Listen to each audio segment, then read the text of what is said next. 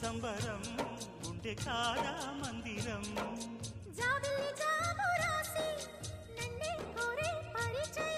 పున్నగ పూలు పూసే వన్నే చిన్నే రసమయం